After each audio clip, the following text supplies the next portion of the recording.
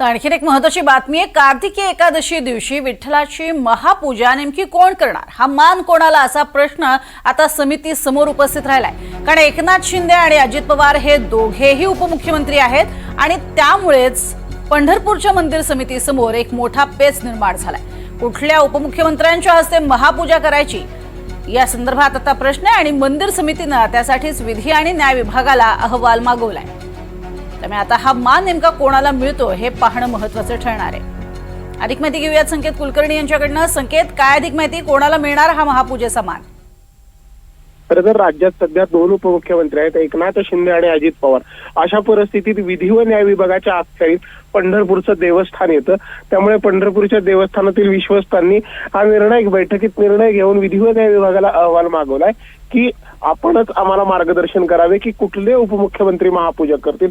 त्यानुसार पंढरपूरची मंदिरे समिती जी आहे ती उपमुख्यमंत्र्यांना कार्तिकीच्या महापूजेचं निमंत्रण देणार आहे। त्यामुळे आता विधी व न्याय विभाग काय निर्णय घेणार, खरं तर यावर कार्तिकीच्या महापूजेचा फैसला अवलंबून आहे। यापूर्वी देखील एकनाथ शिंदे ज्यावेळेस मुख्यमंत्री होते त्यावेळेसही अजित पवार आणि देवेंद्र फडणवीस हे उपमुख्यमंत्री होते। त्यावेळी विधी व न्याय विभागाने देवेंद्र फडणवीस यांचे नाव महापूजेसाठी सुचवले होते। त्यानंतर मंदिर समितीने फडणवीसांना पूजेचा बहुमान दिला होता। त्यामुळे आता फडणवीस अजित पवारांना मान देत आहेत की एकनाथ शिंदेंना?